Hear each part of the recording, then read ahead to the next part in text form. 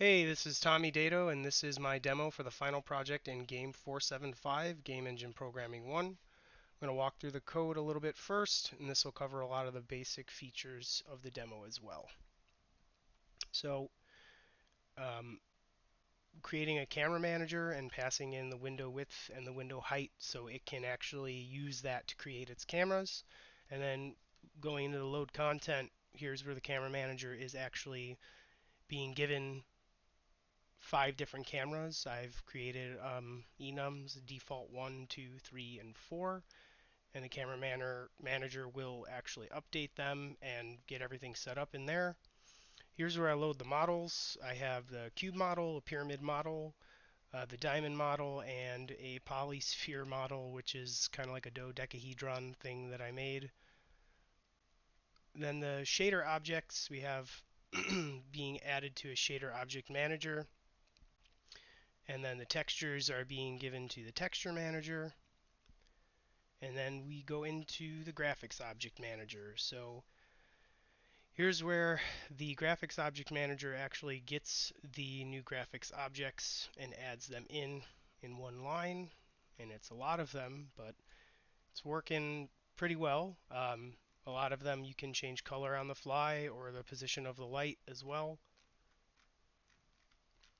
And then we go into making the actual game objects. And the game object manager is using the PCS tree library, so it's setting up the hierarchy when it needs to every time I call add on something. So we make all the game objects, and we can set their rotations, set their scales and stuff before or after they are in the manager.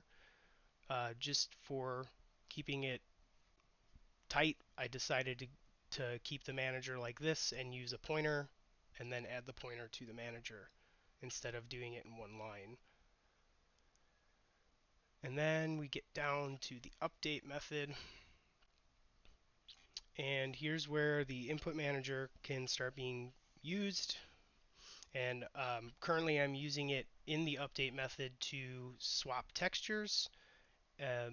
When the textures are swapped, the texture manager handles the reference count of each texture being used by a graphics object as well, which took a little design problem solving, but it turned out to be working pretty well. And then this is where everything gets updated. And going through everything and unloading the content was fun. Um, so each manager can handle deleting stuff and cleaning up, and the texture manager uses that reference count for each texture. So if a texture has a reference count of 0, it can be deleted. Otherwise, it can't. So if a graphics object is still holding on to that texture, it can't delete the texture, and the functionality is now working. Another cool thing, I was able to get the input manager working in the camera manager, so all the controls with the camera manager are done in the update method of the camera manager. And this is where you can actually control the camera and how it moves. So we can get on to the actual demo. Hopefully this works. Alright, so the demo is pretty simple. I have about 93 objects on screen with 4 different shapes. I've created that dodecahedron looking thing. Each object has been drawn with a shader and texture type. I have multiple instances of each object. I can move, change, and reset the cameras, and I will show you that. So let's change cameras. So this is my default. This is camera 1.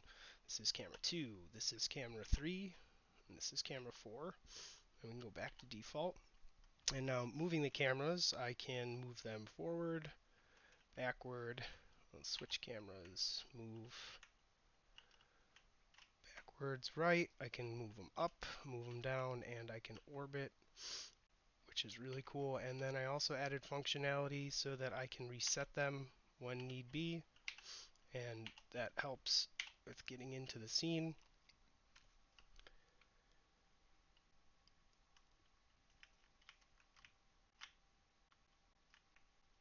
So I have the model data being written to a file when it needs to be if the file doesn't exist. If the file is there, it reads it in, and all of these objects are using the same model file, which is pretty cool.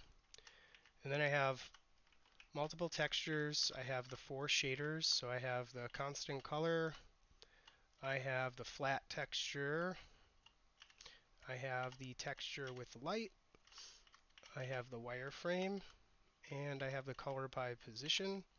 They're all doing different rotations, kind of the opposite. So if I switch back to camera 1, they are increasing in speed as well. So the ones closest to the camera currently are the slowest, and as you move forward through the scene, you can see they get a little bit faster. I'm able to change colors, so if I switch to this camera, we can zoom in here. You can see I have different colors going, so that would be your standard, and then the hue changes. I have blue, I have pink, and that's working. So the camera manager is working out great. I think the reset was a really good idea in terms of when you get stuck or a function isn't working and you just want to try it over again, you can reset. And then I also have the ability to swap shaders, which is in that update with the keyboard. So let me get a better view here.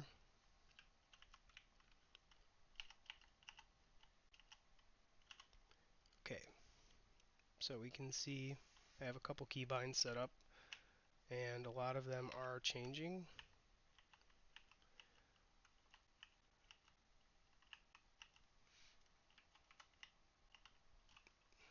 Drive it a little bit forward. So you can see I'm able to swap textures on the fly, and that texture reference count is actually managed by the manager and updates even when the textures are swapped, not only when the objects are created. Other than that, this has been really fun, and this is my demo. Thanks for watching.